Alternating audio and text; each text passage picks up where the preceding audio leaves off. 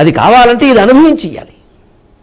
ఇదో కుష్ఠరోగం లాంటిది, భయంకరమైన అనుభవించాల్సింది అని భీష్ముడు బాధపడుతుంటే భుజం మీద చేసి ఓదారుస్తున్న కృష్ణుడికి తానే చెప్పిన ఓ పద్యం గుర్తొచ్చింది. ఒక్క మాట, మానవులు ఎలా ఉంటారు, భీష్ముడి దగ్గర నుంచి భీముడు వరకు అందరూ కూడా చెప్పినప్పుడు వినరు. ఎంత చిలక్కి చెప్పినట్టు చెప్పాను సభలో. సారపు ధర్మము విమల సత్యము పాపము చేత బొంకుచే పారము చెందలేక చెడబారినదైన వ్యవస్థ దక్షులెవారలుపేక్ష చేసిరి అది వారల చేటకు గాని ధర్మ నిస్తారకమయ్యు సత్య శుభదాయకమయ్యును దైవముండెడిన్. ధర్మ నిస్తారకమయ్యు సత్య శుభదాయకమయ్యును దైవముండెడిన్ అని పరమాత్మ రాయబారంలో చెప్పాడా లేదా? అది భీష్ముడికి, ధృతరాష్ట్రుడికి, ద్రోణుడికి అందరికీ హెచ్చరికే కాదా? వికర్ణుడు చేసిన పాటి సాహసాన్ని చేయలేకపోయారే ఈ పెద్ద మనుషులు. ఇప్పుడు ఎన్ని శాంతి పన్నాలు వల్లిస్తే ఎవరికట ఆ ద్రౌపది శోకం చల్లారుతుందా? ఆ అవమానానికి పరిష్కారమా పద్యాలు? ధర్మానికి అధర్మం చేత, సత్యానికి అసత్యం చేత ఎప్పుడు హాని కలుగుతుందో అప్పుడు మేధావులైన వాళ్ళు కళాలు చేతపట్టాలి. మాలాంటి వక్తలు గళాలు గొంతులు పగలగొట్టుకుని మాట్లాడాలి.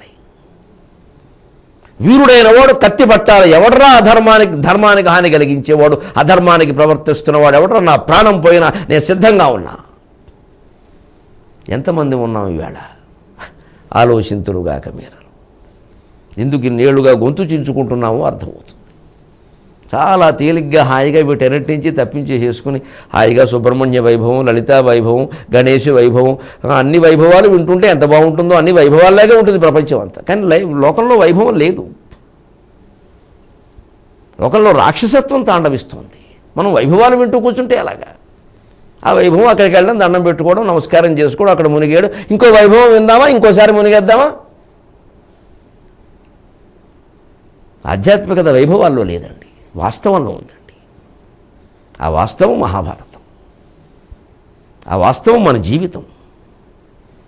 దాన్ని చక్కదిద్దుకోలేనప్పుడు విరమించడమే మంచిది జీవితాన్ని నుంచి. ఆ సమస్య తేలవలసిందే. లేదు అది మన సమస్య కాదనే విషయమైనా అర్థం కావాలి ఆత్మజ్ఞానం ద్వారా. సమస్యనా తేలాలి. లేదు అది అసలు మన సమస్య కాదు, మనం అనవసరంగా దీని గురించి ఆలోచిస్తున్నాం, అర్థం గొప్ప విషయం. అది ఇక అంతకంటే తత్వమే లేదు. తత్వం తేలిపోయింది, అదేనా తేలాలి అని అంటే ఇప్పుడు ఆ పశ్చాత్తాపంలో ఉన్న భీష్ముణ్ణి, ఆ పరిస్థితిని చూసి శ్రీకృష్ణుడు మానవ దేవోత్తముడు తర్వాత విషయం, నా దృష్టిలో మానవోత్తముడు, దేవదేవోత్తమ, దేవతా సార్వభౌమ, మానవోత్తమ, మానవ సార్వభౌమ, మనస్తత్వ విశ్లేషణ నిపుణ, క్షణ, ఎన్ని మాటలైనా చెప్పచ్చు. ఒక్క మాట, తాత నువ్వేదో అనుకుంటావు కానీ నీ జీవితం, నీ జన్మ ఇప్పటికీ నాకు ఆశ్చర్యమయ్యా అన్నాడు పరమాత్మ స్వయంగా.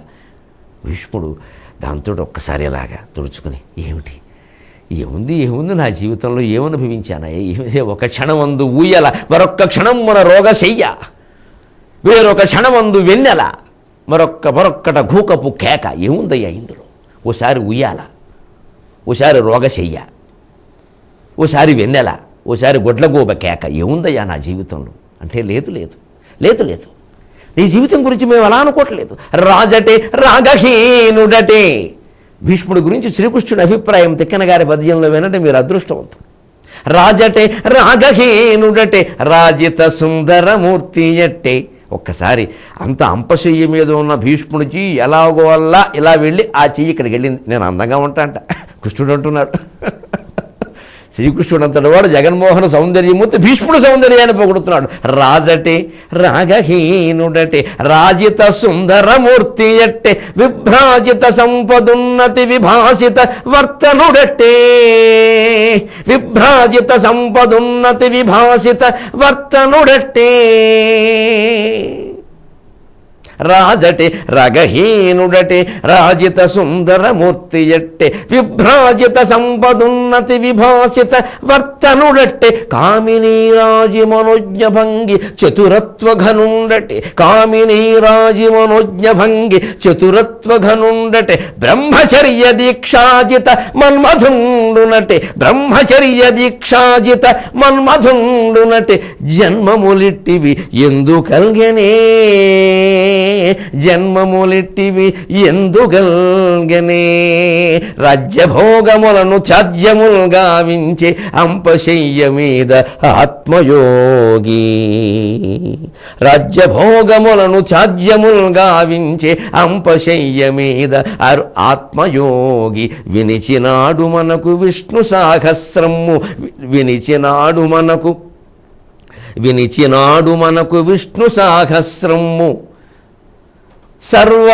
సర్వవేదములకు సారమదియే సర్వవేదములకు సారమదియే రాజటే రాగహీనుడటే భీష్మ నాకు ఆశ్చర్యంగా ఉంటుందయ్యా నీ జన్మంటే పరమాత్మ నీకు ఆశ్చర్యం ఏమిటయ్యా అనంతమైన లీల ప్రదర్శించేవాడు నీకు ఆశ్చర్యమా ఏమిటి నా జన్మ రాజటే రాజా రాగహీనుడటే రాగద్వేషాలు లేకుండా ఉండడమా నీకు సాధ్యమైందయ్యా ధర్మం కోసం పాటుపడ్డావు కానీ ప్రేమలు వ్యామోహాలకి లొంగలేదయ్యా ఎంత గొప్పవాడివయ్యా 8 మంది భార్యల మధ్యలో తట్టుకోవడం నాకు కష్టమైందయ్యా కొన్ని వేల మందితో ఇక్కడ సంసారాలు సాగించడం అంటే రాజ్య పరిపాలన చేస్తూ ఎలా తట్టుకున్నావయ్యా ధర్మం కోసం నిన్ను చూసి నేను ఆశ్చర్యపోతున్నాను రాజిత సుందరమూర్తి అంటే పోనీ అందంగా లేనివాడు ఎవడన్నా ఆడవాళ్ళకి నచ్చలేదు ఆడవాళ్ళ వెనకాల పడలేదు ఆడవాళ్ళు ఈయన వెనకాల పడలేదు అంటే ఆశ్చర్యపోవచ్చు ఎంత అందంగా ఉంటావయ్యా మన్మథనామ సంవత్సరం అంటే నువ్వేనయ్యా మన్మథనామ సంవత్సరానికి ప్రతీకయ్యా భీష్ముడు